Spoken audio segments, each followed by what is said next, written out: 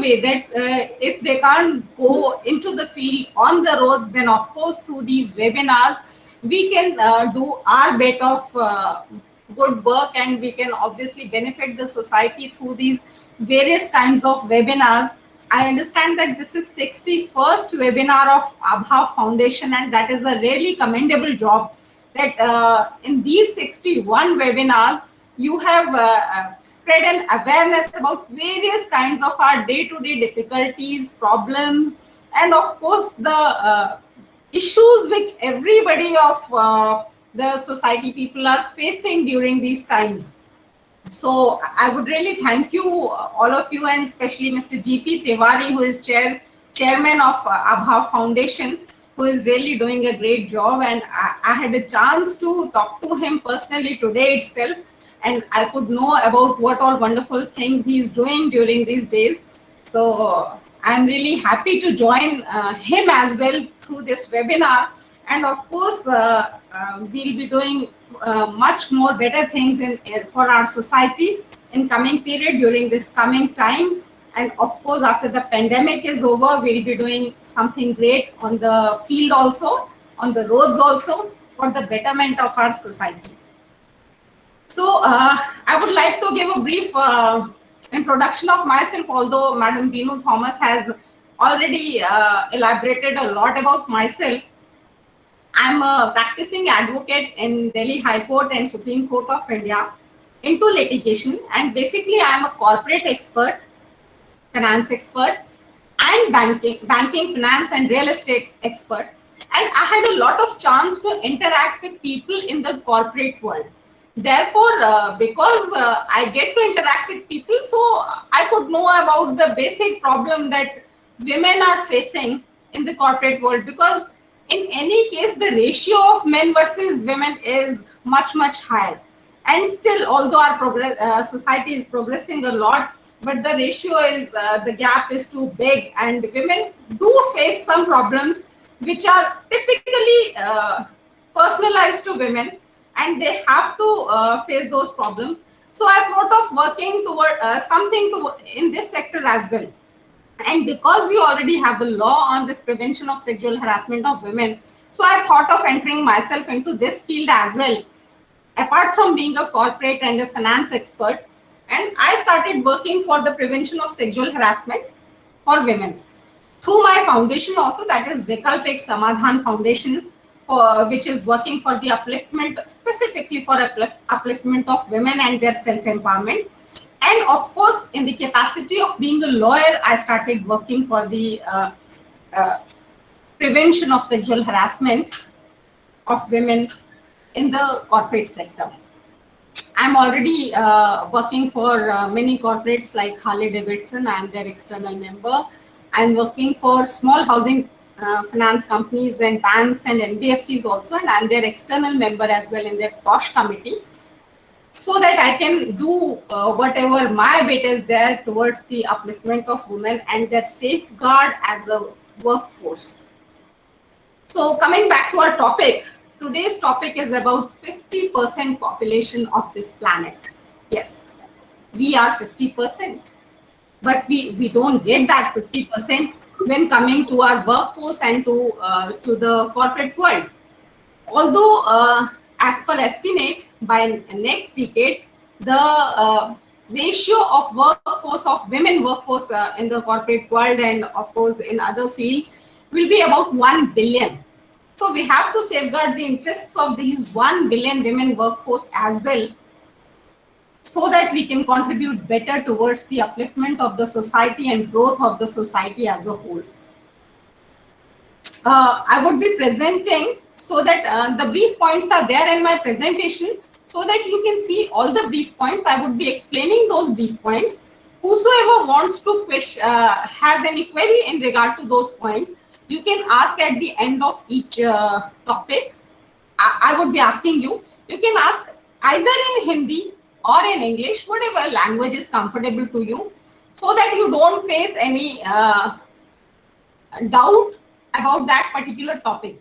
Because the intent is to spread awareness about the safeguard of women.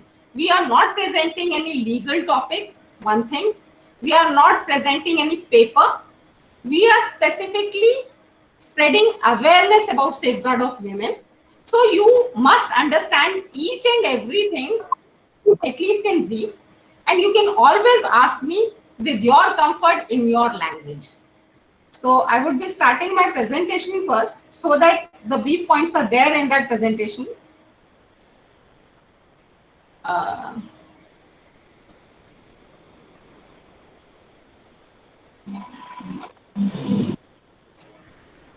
Is my screen visible to everyone?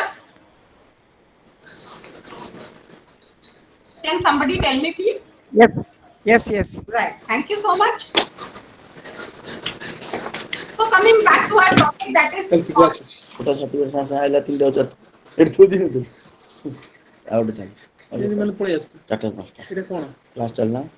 आप लोगों की जिसके भी screen पे extreme left में रेड कलर का माइक है, उस माइक को क्लिक करके म्यूट कर लें, so that you can hear me clearly and others can hear me clearly. And please do not present, because if you present your presentation, then I would not be able to present my presentation. I have to resume my presentation because somebody else had started presenting. Is it visible now? Yes, madam, it is visible now. Right. Thank you so Can much. all of you switch off your microphones and cameras during the session? So we'll be talking about POSH, prevention of sexual harassment in the workplace, which constitutes the 1 billion workforce of this global workforce of the whole planet, you know. And coming back to our next topic, what laws are there? Because we'll be talking specifically in regard to Indian context.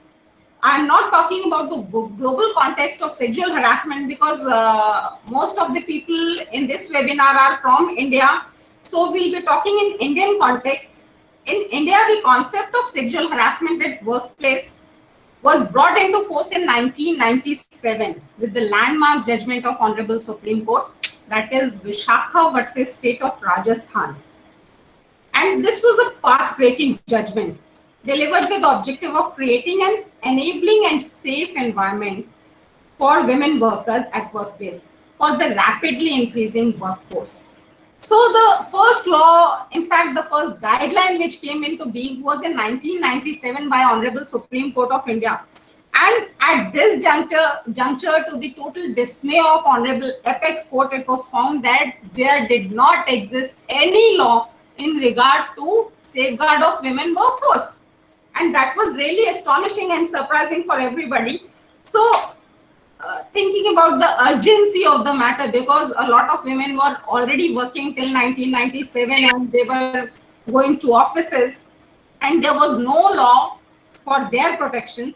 So Supreme Court elaborated some guidelines. They had set some guidelines in this particular case only in the light of Constitution of India. So our Constitution of India, although already had some rights, but they were not women specific. They were specific to everyone, every citizen of the nation. So in Vishakha versus State of Rajasthan, the Honorable Supreme Court, in the light of those provisions of Constitution of India, that is Article 14, Article 14, which is right to equality, and Article 15. Then Article 19, that is your right to choose any profession, do any business, trade, and Article 21, that is right to life and right to live with dignity. So life, right, you are alive, you are breathing, you are taking oxygen. Right to life means you are living a life of dignity. And when these women workers were being exploited at their workplaces, so that was not at all a right to live with dignity. In that pretext, under the light of these provisions, the Honorable Supreme Court had framed some guidelines. This is human right and gender equality and guarantee for the right of sexual harassment. So that is how this law came into being in India. And finally, this led to the framing of ultimately a law for protection of women, and that was Sexual Harassment of Women at Workplace Prevention Prohibition and Redressal Act 2013. So in our country, finally women got their right in 2013, so recently. Although women have been working in India for ages, our society is 5,000-year-old civilization. And in these 5,000 years old civilization, the women could get their right only in 2013. We have some provisions in Indian Penal Code 1860 as well. That is the penal provisions when a crime has been done against women, whether it is at workplace or at any other place, which includes rape or outraging the modesty of women under section 354 of IPC. So those provisions are also there for safeguarding the rights of women. So this was the history about how the sexual harassment law, anti-sexual harassment law came into being in India. Now coming to the practical part of it, that actually what is sexual harassment? What do we mean by sexual harassment? What all can be attributed to sexual harassment to women at workplace? We must understand that sexual harassment can be single incident, it can be series of incidents, or it can be persistent abuse. Sometimes when women complained of some misdeed with them or some kind of harassment with them, the employers do say that this was just an incident. Why are you complaining about it? So even if it is not series of incident or regular abuse of the woman and it is one single incident, then that particular incident can always be considered as sexual harassment at workplace. This has to be a very, very clear part of it. My first part of the section is about the women employees who are working with corporates or any other offices. So it relates to each and every woman who goes to work out of her house. She has all the rights in regard to the sexual harassment if anything happens to her. So you must be considerate and you must be attentive to this part of the portion. My second part will be for the companies, what all compliances they are required to do in regard to this sexual harassment law. So this is for the women or girls or working women who all go out to work. So now we are coming to practical part of it. What is sexual harassment? Any physical contact or advances, whether it is brushing the body beside you, whether it is kissing, whether it is touching or caressing, everything shall be considered as sexual harassment. Next is demand or request for sexual favors. What is that? Like if a superior person who is superior to you in your workplace or who has the fiduciary relationship with you, if he demands any sexual favors from you, then that is considered as sexual harassment. Next is sexually colored remarks, even if there is no physical touching at all, but the remarks are sexually colored, and those sexually colored remarks can be anything. It's not required that they should be vulgar in nature. Maybe sometimes they say तुम औरत हो तुमसे क्या होगा, या ये औरतों के बस की बात नहीं. Even that is considered as sexually colored remarks because that plays a defensive role in your mindset and that actually hampers your capability to work better. So that will be also considered as sexually colored remark. Then is of course showing pornography or any kind of video or photograph which outrages the modesty or which is against the dignity of a woman, that will also be considered as sexual harassment. Then any unwelcome physical, verbal or non-verbal contact, means it can be either physically or by saying it, or even if somebody is not saying, but by his conduct he is showing that this is sexually colored, maybe by showing some photograph, showing pornography, or by not giving a particular type of work for which the woman worker is capable of, but she is not getting it just because she is a woman. So even that can be considered as sexual harassment. So the final gist of the whole thing is that impact is important, not the intent.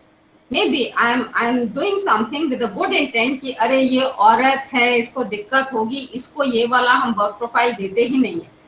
But the problem is that woman who is capable of doing much better is not getting that particular work profile just because she is a woman. And that, of course, is considered as sexual harassment if it is done not even if it is done with a good intent or not with a bad intent. So coming back to the next point, what is workplace? That question always arises while considering any type of sexual harassment case. What is workplace? Because most of the times when a woman complains of some sexual harassment and the employer says that, oh, this was out of our workplace, that is your personal matter, we are not bothered about it, or we cannot consider that. In that particular case, every woman should know that what is workplace. First thing is, of course, your office premises is your workplace, and not just office premises, but the transport which is provided by the office from your home to office or office to home, even that transport is considered as the workplace.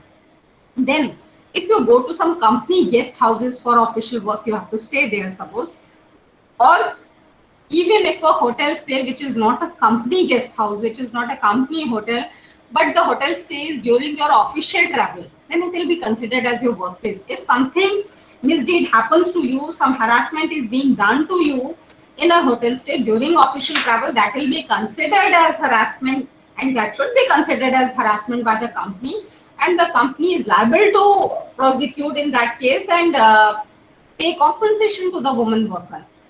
And then, of course, the client's place, because all the women are not just working at backhand of the office. Most of the women are field workers as well. They have to visit the client's places, whether it is in banking or other corporate sectors, especially in marketing jobs.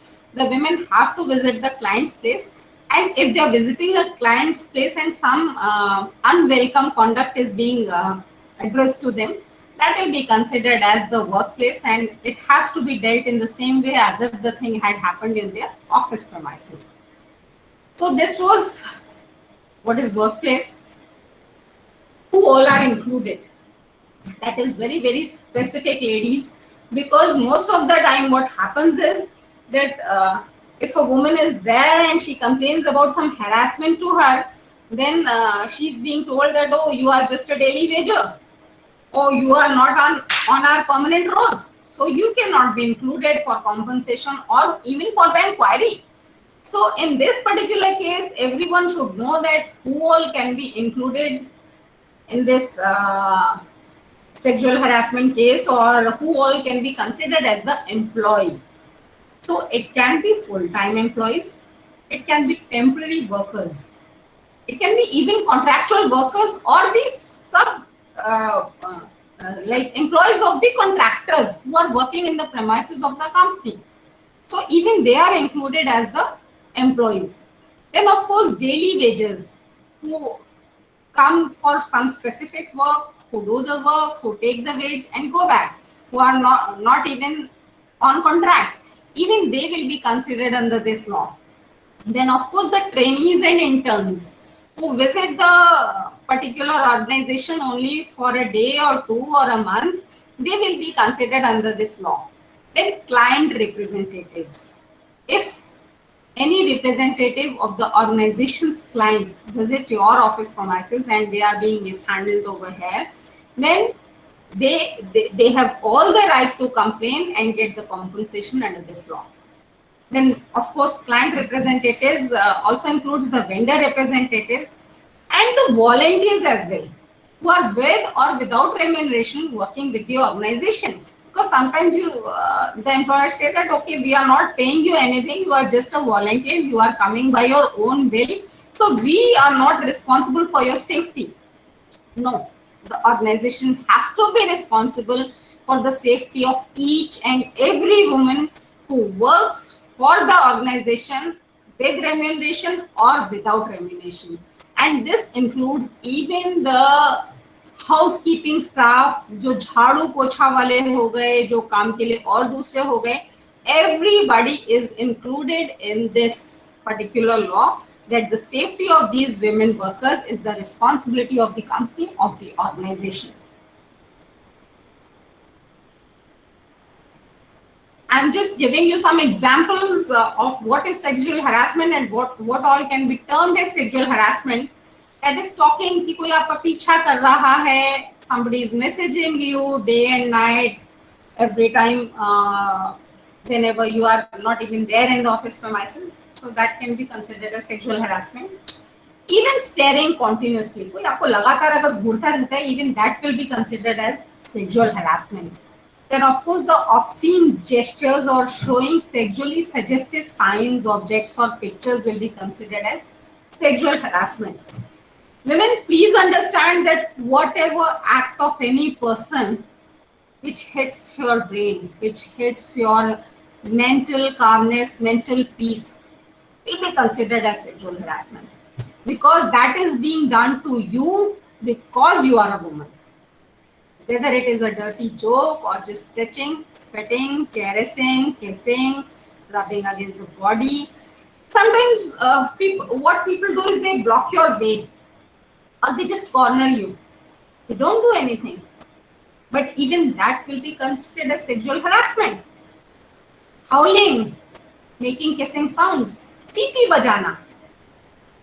They don't whistle by seeing a man or a boy. They just whistle when a woman employee comes. And of course, she gets alerted. So that is harassment. It is hampering the capability of a woman worker, and that is of course harassment if done by a employer. Sexual harassment is at workplace can be clearly categorized into two parts. One is quid pro quo, meaning exchange of one thing for another thing. I'll deal with this particular topic in the end of the session as well, because this is a very interesting topic, and I'll be giving you very practical examples from our society. So quid pro quo is कि मैंने तुम्हें ये दिया तो तुम्हें बदले में मुझे ये देना होगा. Sexual favor asked in exchange of special treatment on job. अगर तुम्हें छुट्टी चाहिए तो मुझे sexual favor देना होगा. Or superior threatening associate if she does not consent to his advances. You know, I had a very recent case from an organization, and it was a very big organization having 10,000 employees, and the boss used to text on WhatsApp her subordinate, and he was like saying, okay, change your DP, I don't like your display picture in your WhatsApp. The employee said, sir, it's too late, good night. She didn't want to proceed with the talks because it was very late in the night. And the boss was saying, if you don't change your DP, then I will shout at you in the office tomorrow in front of everyone. So even this statement of the boss was considered by the internal complaints committee as sexual harassment of the woman employee. And he was penalized heavily. The boss was penalized heavily for doing this. So please understand that any kind of harassment done to you, which tortures you, which disturbs your mental peace, is sexual harassment. And of course, the second type of is hostile environment.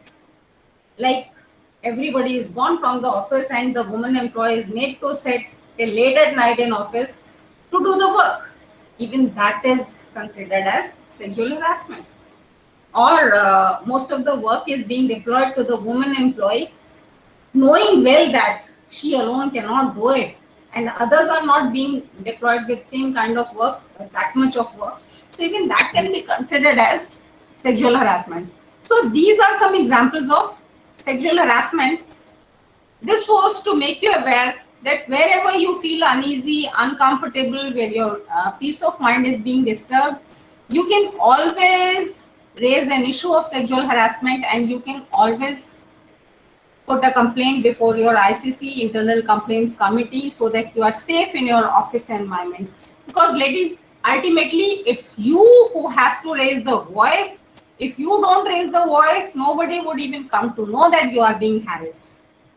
So this was first part of my session about the employees This was first part of the session about the employees who are who can be harassed or who are being harassed, the female workforce. And if you have any questions for this part of the presentation, you can please go ahead. Otherwise, we'll go to our next part. Madam, excuse me.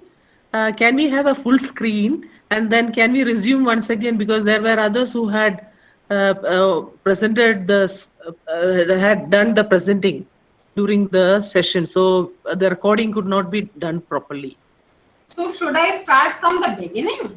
Yes, and then in full screen so that everybody could see No, ma'am शुरू से नहीं, अभी जहाँ से किए वहीं से start करिए, एक बार रिज्यूम कर दीजिए. जो फर्स्ट पार्ट हो चुका है वो तो हो चुका है, हाँ राइट? हाँ okay. Yeah. Okay. So can we have a full screen, please? Okay. Full screen of presentation, right? Yes, ma'am. Okay. I'll be coming back to the presentation again. Right now, I'm giving time for the to the viewers who want to ask anything if they want to.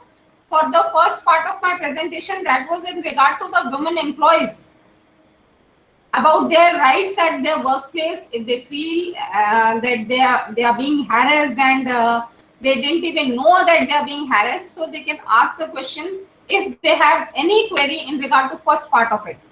Good evening, madam. Yeah, please. Yeah, would you be sharing the presentations with us? That would be of great help to us. My presentation will be shared with Abha Foundation, and I would be sharing it with them, and you can always take it from Abha Foundation. Okay, thank you so much. Pleasure. Uh, Anyone else? yes, ma'am. I would like to.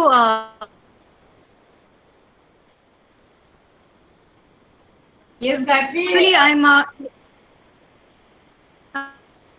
I work in an Indian school in Oman. Mm-hmm. For a CBSE. Actually, what happened last? Indian school run by Indian community, but only thing it is in the fall. That's all. And last year there were a lot of. I'm a teacher here working for special children. Lot of teachers.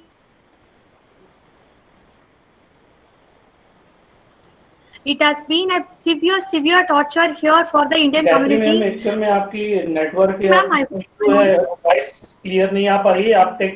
आप chat box में Chat box. Either you can write in the chat box, or Gayatri ma'am, if there is a specific question, then of course you can send it to me across on my mail. My mail ID would be shared by Abha Foundation. Will That would be okay? great, ma'am. I will send it. Fair enough. Can you switch So off anyone your else? mic, please, Gayatri madam? Thank you. Yeah,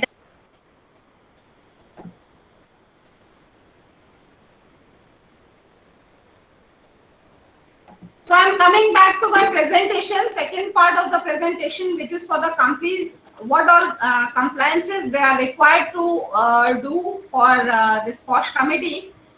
I'm resuming my Right. presentation.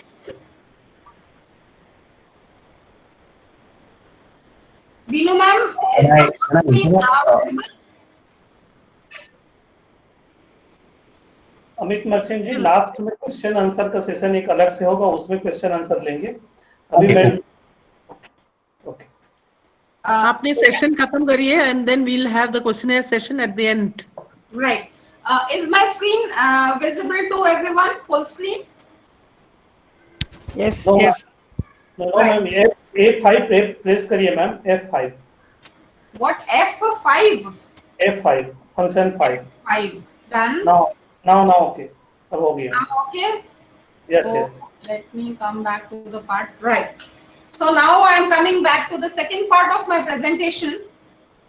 What is the mandate for organizations and companies to deal with sexual harassment? That is very, very important, because even the companies should be aware. In India, most of the big companies or big giants are very much aware about this sexual harassment laws and the internal compliances. but the smaller organizations are not that much aware and they are not complying with the same. So this part is for the organizations, their management, what all should be done and must be done by them for the safety of women employees in their organization. So first of all, companies are mandated to compulsorily disclose sexual harassment cases in their annual reports. So you have to report if any case happens in your organization. And non-compliance with POSH, that is Prevention of Sexual Harassment law, can cost an employer a monetary penalty, that is about 50,000 rupees they have to pay if they are not complying with the POSH. And if the non-compliance is repeated, then the employer will be penalized double this time. He has to pay twice the punishment, and it may also lead to the cancellation of their license, withdrawal of their registration, or the cancellation of the registration certificate with Ministry of Corporate Affairs by government or by the local authority. So this is very, very important to comply by the companies as well. What does it take to be a POSH compliant? So what all things are required by the companies or smaller organizations or mid-sized companies to be a POSH compliant? First thing, what they have to do is they have to have a separate committee for redressal of complaints. We generally call it internal complaints committee. So they must have an internal complaints committee. What should be the constitution of the committee? I would be telling in my next page. Then, of course, they have to create awareness about the POSH laws within their organization, whether through their HR, whether through their notice boards, or whether through training, etc. They have to create an awareness about the POSH laws within their organization amongst the women employees as well as the male employees of the company. Then they must have a very, very strong POSH policy. Apart from their HR policy or service contracts, they must have a separate POSH policy, and that should be very, very, very strict. Then changes in the employment contracts. Some of the organizations are already doing it. In their employment contracts only, they are including a section of this particular POSH clause. And then, of course, annual report on POSH compliance has to be submitted with the local authorities. That is a part of the POSH compliance for the companies. Who all have the mandatory requirement to comply with POSH laws? किस को करना ही है ये POSH compliance? It is mandatory for every organization employing more than 10 people. Means if a smallest organization, even if having only 10 employees, has to do a POSH compliance. Otherwise, it can lead to severe repercussions in the legal, through legal system, through local authorities, and it may even lead to cancellation of their licenses. So whatever companies are there, organizations are there who have more than 10 employees, they must address and redress complaints of sexual harassment. What do companies need to do while setting up ICC? What is ICC? ICC is Internal Complaint Committee. I'm sorry, I have already moved. Let me come back again.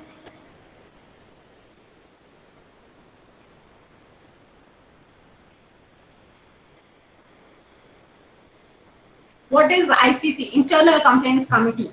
So, first thing which a company has to do for being POSH compliant is they have to form their internal complaints committee.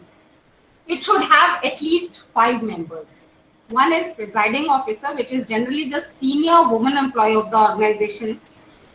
It can be executive director of the company or the senior most woman employee of the company.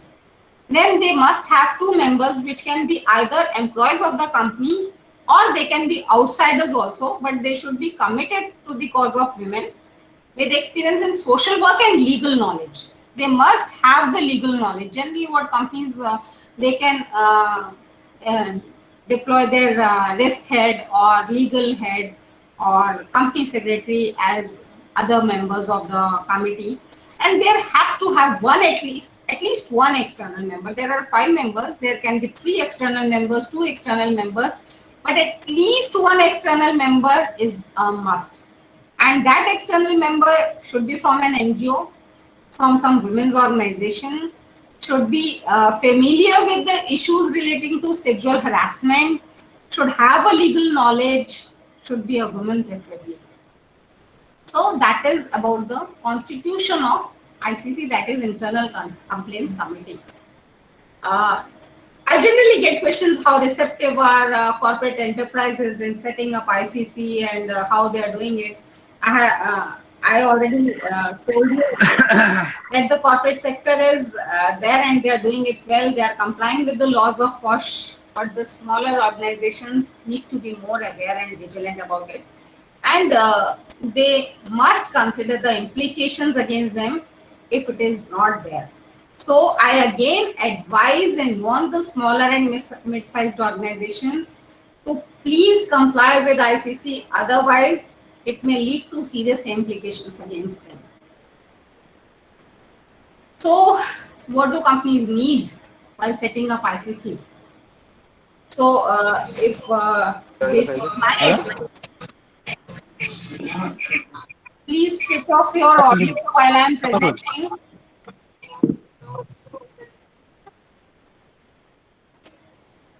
So while I advise for training of ICC, first thing is, both from a social as well as from legal perspective, the ICC has immense responsibility. ICC's Internal Complaints Committee means those 5-member committee has a lot of responsibility to take care about the safeguard of the women employees of the companies.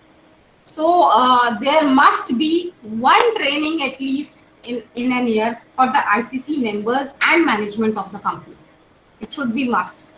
And secondly, there should be one training for the branch heads, project heads, the HR head, the department heads, who should take the responsibility and the onus of safeguarding the interests of the company, and who should take care that women employees are not being harassed.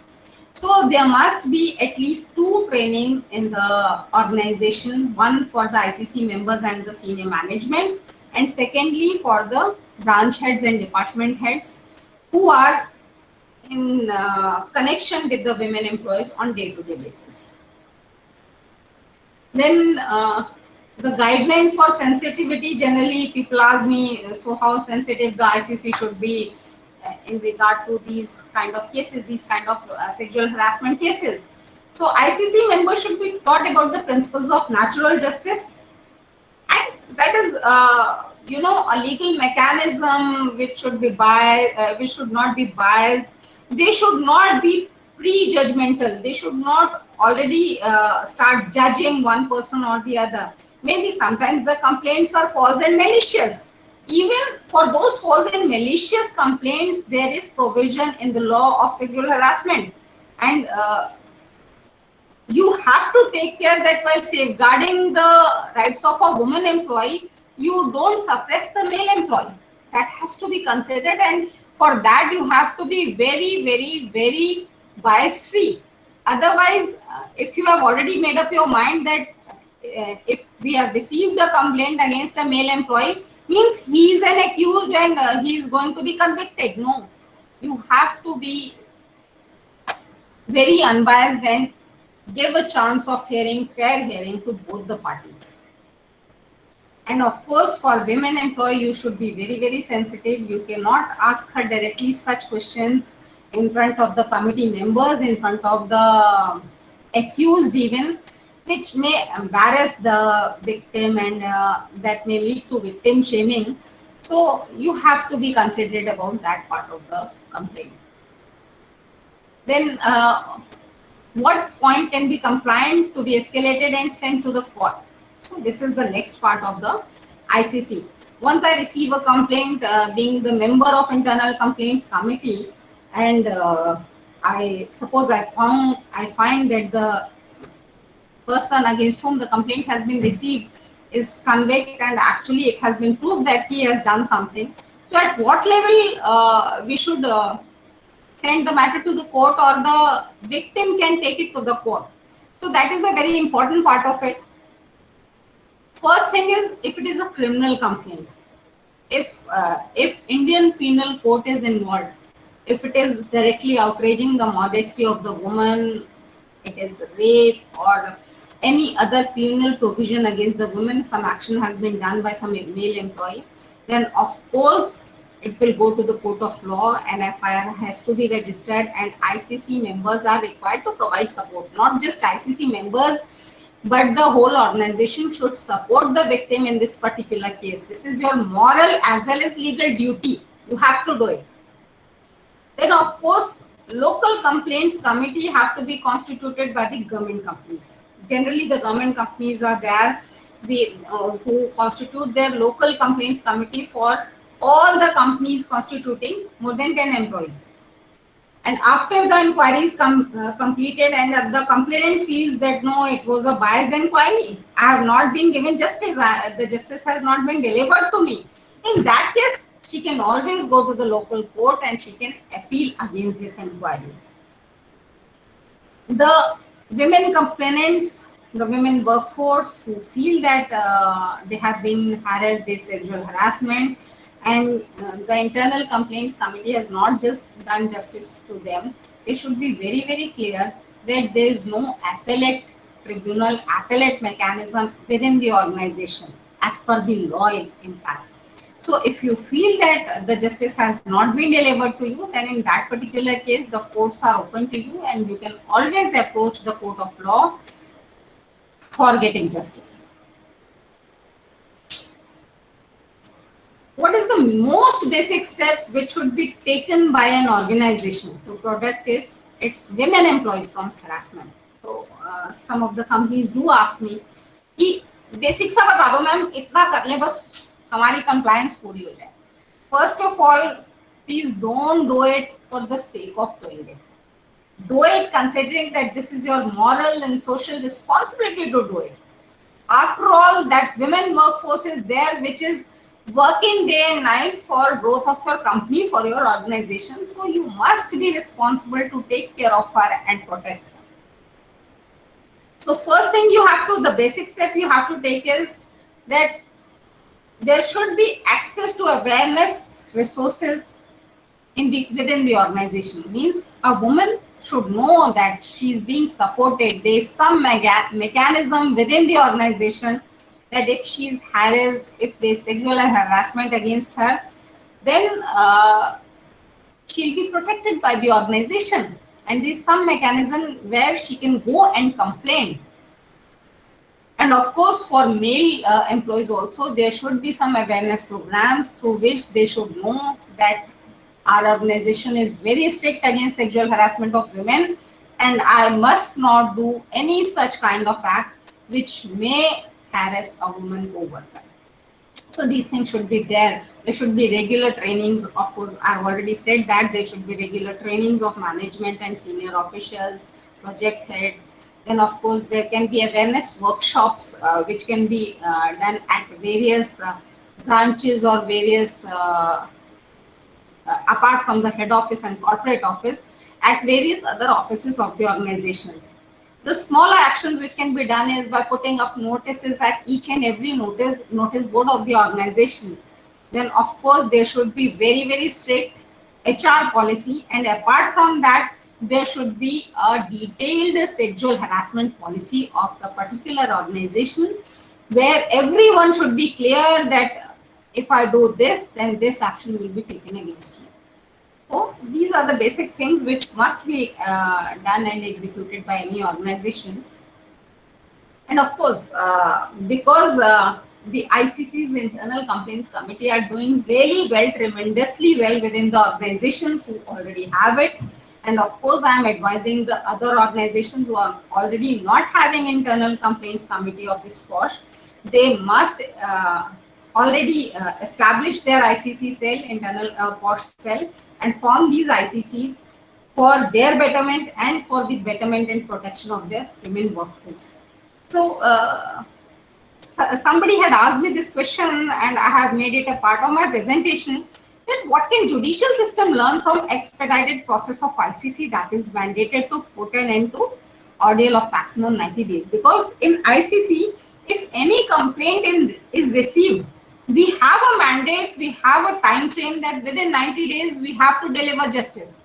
So this is absolutely, very smooth process and time frame, and the justice is delivered immediately. The complainant doesn't need to keep on being harassed and keep on waiting for the justice to be done.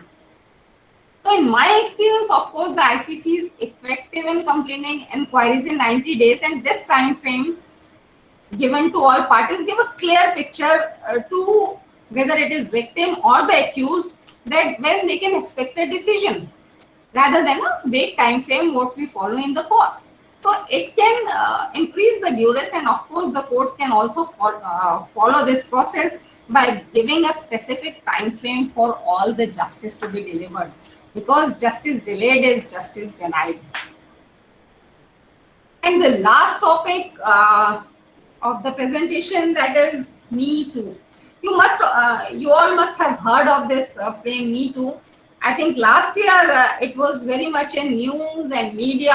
Everyone was asking Me Too. So this was about harassment of women workers at workplace, and some of the women workers had come out open in public, on public forums, on public portals, on social media, telling that even I was harassed 20 years back by my boss.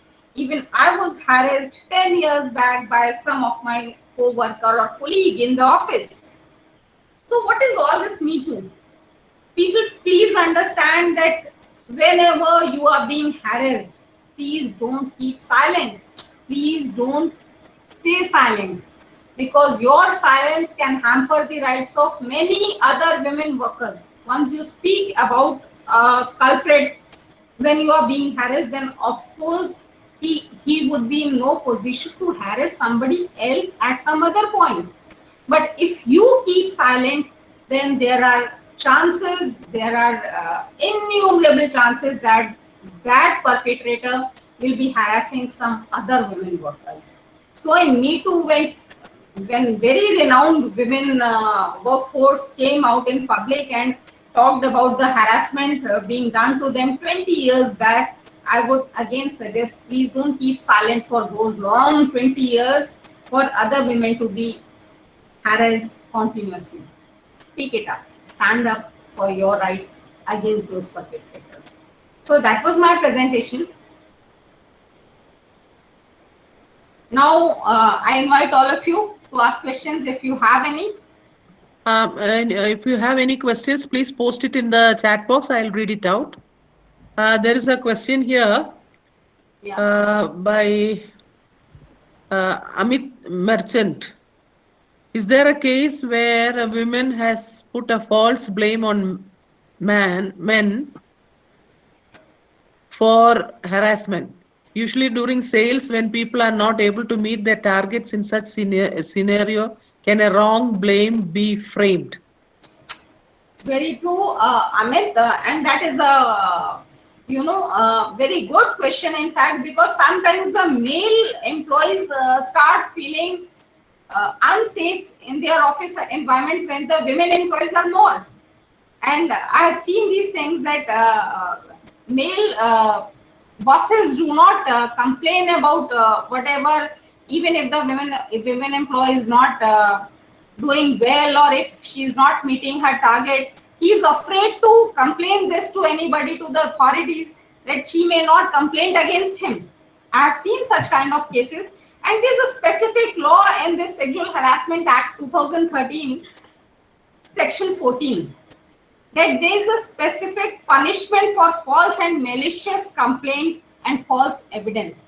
If a woman complainant gives a false complaint, if a woman complainant gives a false evidence, and if it is proved that this was a false complaint, that even action will be taken against her as per the service rules of the company, of the organization. And while framing the sexual harassment policy, this has to be made very, very clear so that the women workers do not misuse or abuse this law for their non-performance. They should not. Thank Yes, you, madam. Thank you, Ma'am, madam. I There's have a question. No, you can post it in the chat box. I'll read it Actually, out. ma'am, I want to Swastika approach ji, the speaker directly. May I? if you insist, then you can go ahead. Please, Swastika. Okay, ma'am. So one of a batchmate of mine, when we were doing the research papers, so one of my batchmates, she's a girl. So due to something, she had posted certain sexual things in Facebook about me and a professor. Sir, actually, but I had the screenshots and I approached the authority also about this because she had wrote something very bad, kind of.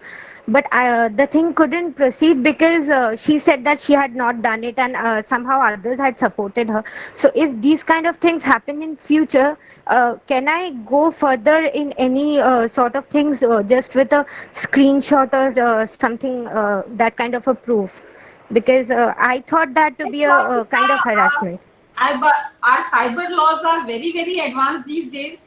And if you can prove, not only with the screenshots, but you should be able to prove your case.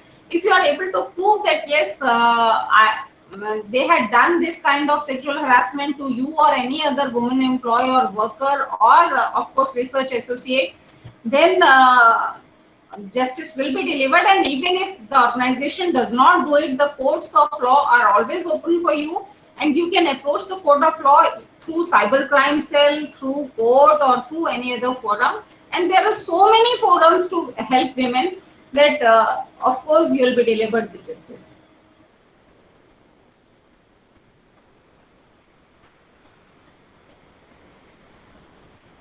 Swastika ji, do you have anything else to ask? Oh, okay. There's another question from Radha Rabbit. Ji, I don't know. Is it only female folk which is sexually harassed? That is question number 1. Number 2, are sometimes females also responsible for sexual harassment? Both ways. Yes. Actually, under Geneva Convention, if we look into Geneva Convention and globally, then of course males are also considered under sexual harassment if it is done to them at some level. But in Indian context, specifically under this law of 2013, that is Sexual Harassment of Women at Workplace Prevention, Prohibition and Redressal Act 2013, that is very, very specific about the women workforce. But of course, if you are being harassed and you are a male, then you have other forums to complain, and you can always get justice through other forums, through your HR policies. And some of the MNC companies which are working in India, they have this policy of sexual harassment against male as well. But that is under the service rules and HR policies, not under Sexual Harassment of Women at Workplace Act, because that is women specific. And of course, in India, women have some upper points. So you have to be considerate about that also. Thank you, madam. There is another question from Rahul Pipar ji. There are 3 questions. The first one is, what should you do if you are being sexually harassed? Number 1, question number 1. Number 2, how can women prevent sexual discrimination? And number 3, how do you know if someone is sexually harassing you? 3 questions. Right.